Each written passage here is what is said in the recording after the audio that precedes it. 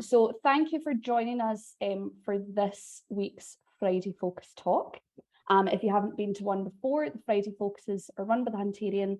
They're on every Friday at 1 o'clock. They're always on Zoom. And we kind of talk about lots of different subjects in them. So a lot of the time they'll be kind of related like to our exhibitions and our research projects. And today's talk is specifically about the Devolving Restitution project. And we are joined by curators Andy Mills. Andy is curator at the Hunterian of Archaeology and World Cultures. And Mike Rutherford, who is also curator at the Hunterian of the Zoology collection and our anatomy collection.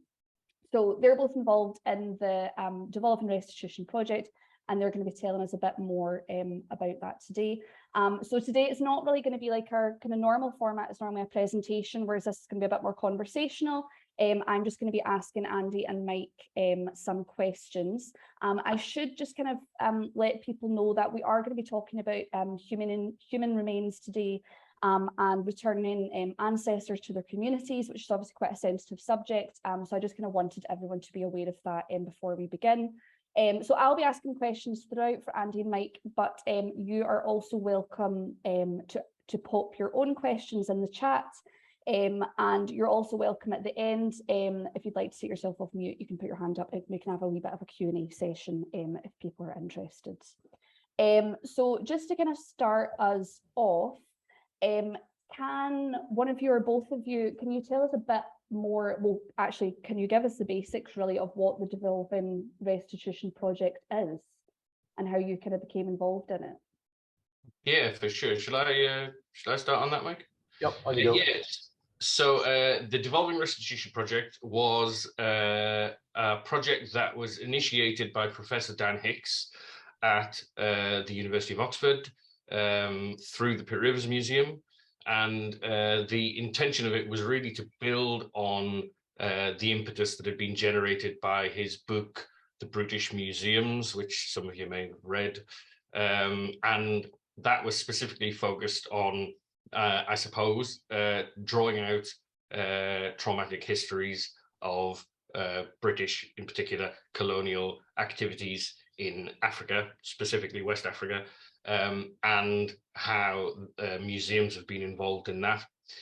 So it was a multi-institutional project. It involved, as well as the Pitt Rivers Museum, it involved the Cambridge Museum of Archaeology and Anthropology, Derby Museums, the Birmingham Museum, and ourselves. I'm feeling like I might have missed somebody off that list, but I'll apologize for that.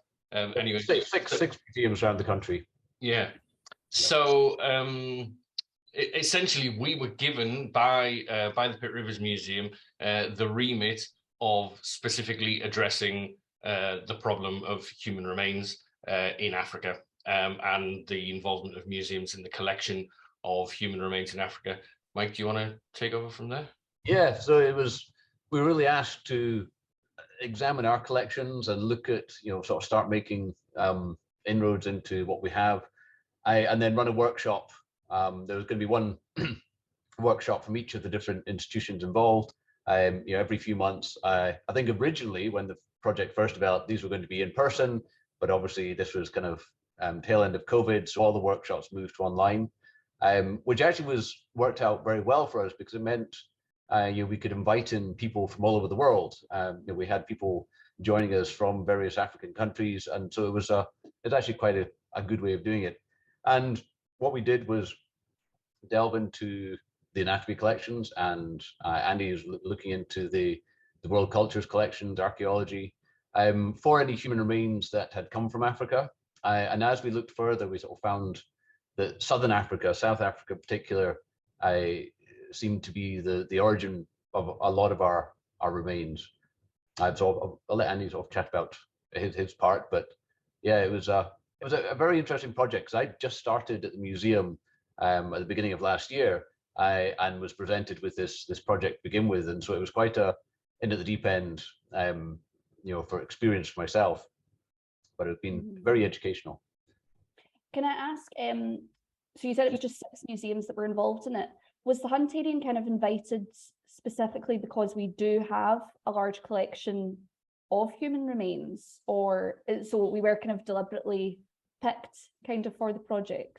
Yeah, I think so. And also, I guess that project built on, several projects that have gone before here at the Hunterian, looking into the early history of the museum. And really, we were already starting to, seriously interrogate the colonial history of the museum, and the origin of our collections. So it seemed like the perfect opportunity for us. And also, it came with funding, and we were also able to hire a provenance researcher, Dr. Nikki Grout, who did great work with us, looking into the provenance of the human remains that we have, both in the World Cultures Collection and in the Anatomy Collection as well. So the thing I suppose to understand about the Hunterian is that we have human remains across a number of different collections in the museum. Archaeology, world cultures, and obviously anatomy as well. So the challenges there really are, like most museums, we have flawed documentation, it's imperfect, and so we don't always know precisely where things have come from. And often the research into the documentation that does exist here at the university has not been done historically. So we're trying to rediscover all of those facts, all of those pathways. I guess that leads well into the question then about how did you actually go about undertaking the collections research on the human remains, and because obviously we've got a massive collection, and I'm sure there's things in the collection that haven't been uncovered for a fair number of years. So how did you actually go about kind of doing that research and documenting that? Well, for the anatomy one, what we started working from was this a catalogue that one of the predecessing professors of anatomy, there's a guy, John Cleland, who was a professor of anatomy from late 1800s up to 1909.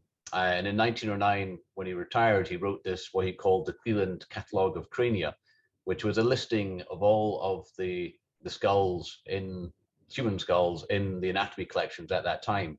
And it was about 260 individuals. Maybe half of them were actually from Britain, from Glasgow, and the other half were from people from all over the world. And it was organized sort of geographically, by continent. And we used that as a basis to sort of delve into our collections and see what was there. And it was a very emotional, enlightening, disturbing process, because we're going through cupboards in anatomy in the anatomy museum, anatomy department, that no one had really looked in for quite a long time. We're opening up cardboard boxes, finding human remains, and trying to tie them together with the entries in this catalogue. And unfortunately, sometimes you'd find remains that had no numbers, no labels, and so it was hard to say exactly where they came from. Other times you'd find, ones with handwritten labels, 150 years old or more, with details of this person. And bit by bit, we sort of, went through the process. And there was a lot of things that came out during that process. One really unfortunate one was, out of these 260 individuals, we could only definitively tie up about 100 or so sets of remains. And so there's this kind of missing chunk, of remains that we don't know what happened to them in the last 110 years. Whether they've been given away, loaned out, stored somewhere else. We've been looking and searching for a long time, talking with our other collections in Scotland, trying to track them down. But it just shows that, museums are maybe not the kind of permanent places of storage that some people think. There's always things happening, and it was quite an eye-opening moment for me. Yeah. And as well, because collections will constantly be going through updates of how they're stored and changing hands, and laws will change in the way that, and processes and procedures. And also it's just in the early time, so it was the anatomy department and the various professors that came and went that were charged with looking after the collections. And sometimes, if they were interested in the historical collections, historical remains, they would take care of them more. If they weren't, and they were more interested in more recent stuff, then stuff would be shoved into cupboards and forgotten about. And there was no great record keeping kept by, for a large period of the last century. There's only been in the last, let's say, 40 years, as the Hunterian has coalesced as an organization, that modern record keeping has sort of been coming up to par. Mm-hmm.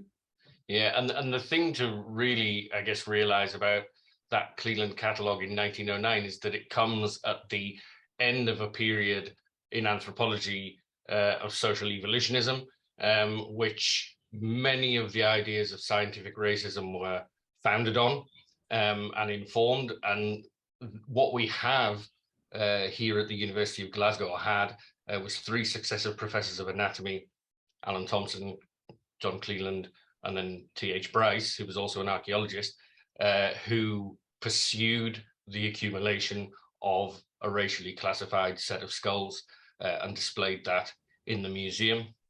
And, I mean, that's shocking. It was a horrible day at work, the day that I saw that list and read through it, because from the perspective of an anthropologist in the early 21st century, there is everything there, everybody there on that list that we would desperately hope not to find in this museum. Mm-hmm. And then on top of that, when Mike and I looked at for the whole, we couldn't find half of them. Yeah, and the terminology on the list is very of its time, and many of the words used, it was disturbing to see that, and you would never use those terms now, but it was how different peoples were described at the time, and that was and so it's been quite emotionally draining then, like some aspects of the project, or not draining, but it's been emotional and quite challenging. You try to maintain this professional kind of process, and it's only when the end of the day, when you reflect on what you've seen, that you might sort of start to be a little bit more disturbed. And it was one part of the process we did as part of the whole workshop, part of the restitution project, was to I took a journal, a diary, just for my own use. It's not something I was going to sort of use publicly, but it was very good to just chart my own thoughts and feelings through the process, and see how that changed over time. And that was very, very useful. It was helpful to sort of cope with the mental trauma. Yeah. So to kind of take it back to like the workshops, the Devolving Restitution workshops, were there a series of them that you were kind of involved in, like different kind of discussions about the repatriation of human remains? There was an awful lot of work that went on in advance of the public workshop that we ran here. And certainly we, attended the other workshops in the series and participated in them as attendees. But I think the format of the way that those workshops rolled out was that each institution took it on in its own way, in terms of its own history and its own contemporary position, and delivered that. The thing that was really great, as Mike mentioned, about the remote format of it, was that we could bring in a range of colleagues that we'd ended up building relationships with, particularly in South Africa, and they could contribute to that as well. Because, I mean, the danger is, I suppose, that, we sit here in Glasgow and we talk to each other in an echo chamber, and there's nobody there critiquing what we say. There's nobody there challenging us to do more, do better, and so that was really, really important. And, to connect that with the question about the emotional impact of these things, when you speak to South Africans about the ongoing trauma of this systematic grave robbing that went on throughout the late 19th century and the early 20th century, that's impossible not to be ashamed of and emotionally transformed by. And certainly that was the impact on me. As Mike says, you try to be a professional, and, I have to deal with human remains every day of the week, more or less. And so there is always, I guess, a a cutoff beyond which you try not to let yourself become emotionally affected by dealing with, for example, Scottish ancestors and so on and so forth. But that in itself is obviously affecting as well. But I think when it comes in the context of, you know, dreadful colonial history, then that's just, yeah, really difficult. Yeah. So, I mean, at the beginning of the project, how did you kind of decide like what to do and kind of how to take the issues forward? Was that kind of like a decision made by the Hunterian in terms of what to do, or did that require you to really kind of look through the collections and then try and kind of figure out a plan? You know, what was really the intention? Or yeah, I mean that was the process. It was a big group of us within the Hunterian and a few external, you know, consultants who helped out as well, all trying to pull together all the different strands that we wanted to. We wanted this connections with bodies and institutions and peoples in Africa itself. We wanted the kind of diaspora, African diaspora connections here in Glasgow, and we wanted to see what in our collections were, you know, of the most relevance and ones that we could find definite information about. And it was a lot of meetings, a lot of processing, and we sort of changed and adapted as time went by, depending on what was coming out and what connections were being made. And I think it was really, at times it's draining, but it was also very rewarding, the process. But yeah, it was a sort of a very much a big team effort. Yeah. Can you tell us a bit about like the challenges, both kind of practical and political, in terms of actually returning human remains to their country of origin or to their ancestors?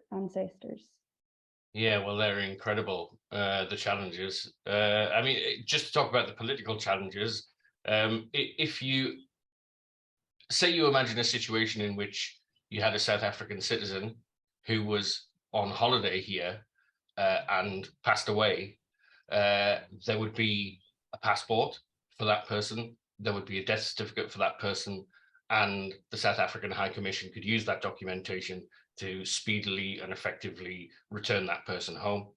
In this situation, you know, we're dealing with skeletons and skulls that were removed and posted here 100 years ago, and we have none of those things. We have no identities, individual identities for those people, and therefore there are enormous, basically legal challenges to achieving that repatriation. And then there are also bureaucratic challenges as well that we have to deal, obviously, with the South African High Commission here. They have to deal with the central government in South Africa. They have to deal with the Department of Sports, Arts and Culture, and the Department of Sports, Arts and Culture have to deal with the San, the Khoi, and the Griqua in the Northern Cape. So all of those pieces, all of those organizations, all of those groups have to be involved, have to be consulted. They have to be consulted in the right order. People's needs and requirements have to be listened to, and they might be spiritual needs, they might be practical needs, they might be financial needs. And so there are a huge number of challenges to working out exactly how you go about realizing this thing practically. And we're still, you know, stuck in the middle of that process now. And this will take probably another 2 years, I think, at the earliest, before it's completed, just for South Africa.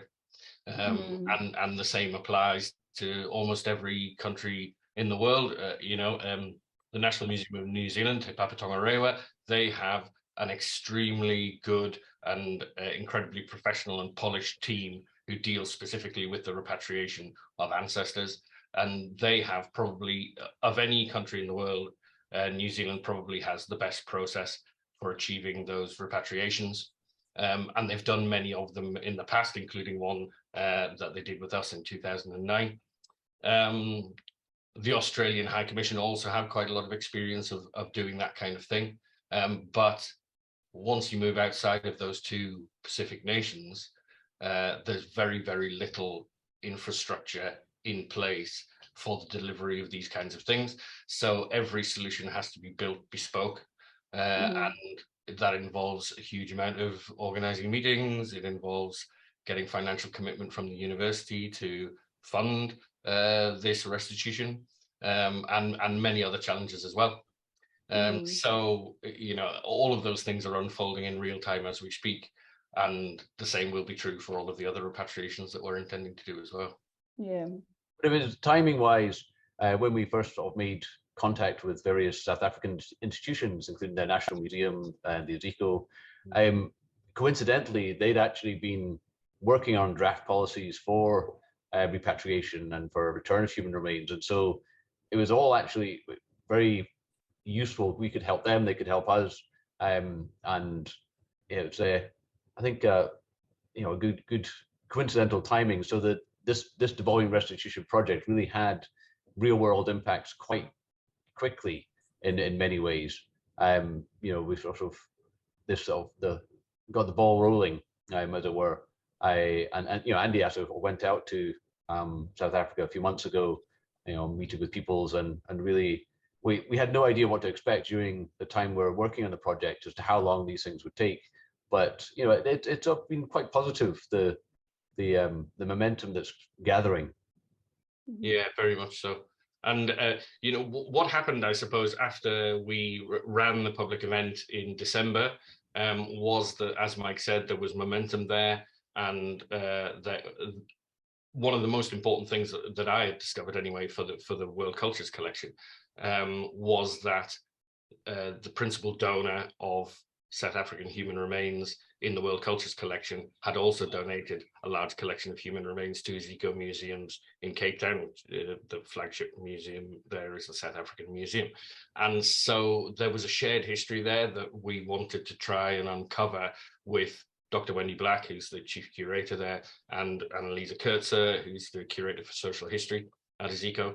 And they worked really closely with us, and we put in a collaborative grant application to the John Ellerman Foundation, which specializes in promoting collaboration and social change between the UK and South Africa. And they funded us to do a curatorial exchange, which was great and very, very useful. And so I was able to go to Cape Town and study the documentation that they had from this donor, Percy Ward Laidler, who had also provided us with human remains. And we were able to kind of piece back together when Laidler had been traveling to the Northern Cape province and when he'd been doing excavation and what his relationship was with Peringwe, who was the chief curator at the South African Museum at the time. And so as part of that, we went up to the Northern Cape. We met with the elders of the Kamani San, and we sat down and asked them what they wanted. And in the 3 well-documented repatriations of San human remains that have happened, and Khoi human remains that have happened in South Africa in recent years, there was a lot of bad feeling created among the San by the way that the museums and the governments involved had managed or mismanaged, depending on your point of view, those repatriations. And so it was really, really important for us to shut up and listen to them and find out what they wanted. And, we also are in a situation, particularly with these kinds of human remains, where very often the people themselves are only described in terms of their ethnic group. And often by racist terms of the 19th century, as Mike mentioned earlier. So one of the things that means is that it's almost impossible to identify a specific community or a specific family that you can return a set of remains to. And therefore, how is it possible to rebury a person if you don't know where you're sending them? So one of the things that we talked with the elders of the Kamani San about was the possibility of a communal burial ground for all San people who have been dispossessed and taken away, and for all Khoi people and for all Griqua people, all of the indigenous populations of the Northern Cape province. And they were very agreeable to that. Now the question becomes, will the Department of Sports, Arts and Culture and the South African Parliament be agreeable to that as well? And that's the situation that we're in at the minute. But it would have been impossible to make that progress that we did make without the support of the John Ellerman Foundation and without the Devolving Restitution project before that, because both of those things contributed greatly to allowing us to realize these things.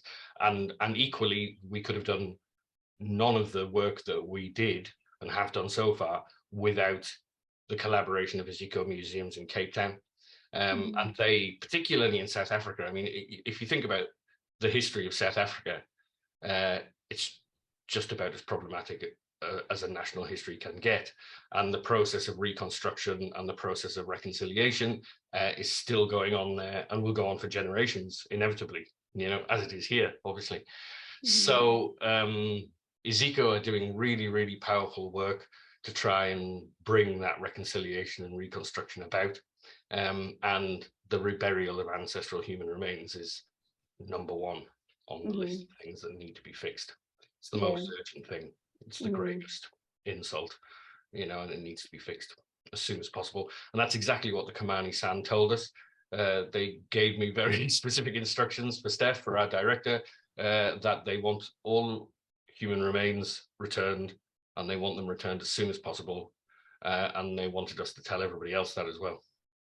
So, yeah, that's the situation we're in. Yeah. And one of the interesting parts as well, and probably one of the most emotive parts, is not just we have actual human remains, but we also have in our collections masks. These are sort of molds taken of living people's faces and then cast in plaster. And this was quite a common thing, you know, 100, 150 years ago. And finding those in the collection, there's a face of a Khoisan man and a face of a Khoisan woman, was even more emotive than finding a skull or something. And we didn't know, would they be interested in the just representations? These are not actual human remains, but just representations. And we were quite, I think, I was glad and relieved to hear that they want those back too, because they represent people, real people, once known people. And so it's not just bones that need to be returned, it's all these other connections as well. And so in terms of human remains that maybe can't be repatriated, or can't be repatriated yet, what do you think, how are we going to care for them kind of going forward? Yeah, I mean, that's been something that's been on my mind a lot, looking at the anatomy collections. First stage is making sure that they're as respectfully stored as possible, nice, good, clean, new storage boxes, respectfully labeled, minimizing the numbering and increasing the humanizing of their label that's on the box, talking about this is a person from Southern Africa, this is a man from Australia. That's sort of what we're going for, rather than an accession number. And also, like Andy said, some of them we have so little information that actually being able to return them to a particular culture, a particular country, particular group is going to be very hard.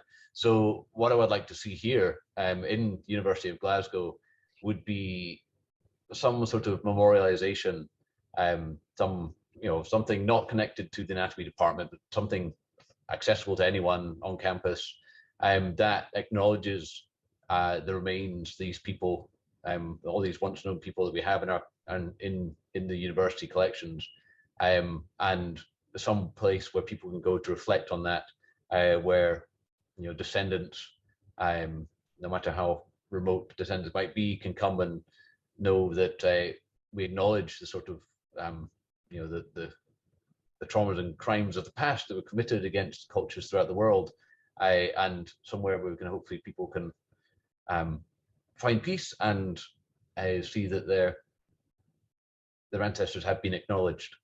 And another thing that's really important is that a couple of years ago, we placed a complete embargo on any kind of destructive sampling, any kind of invasive analysis on all of the non-European human remains.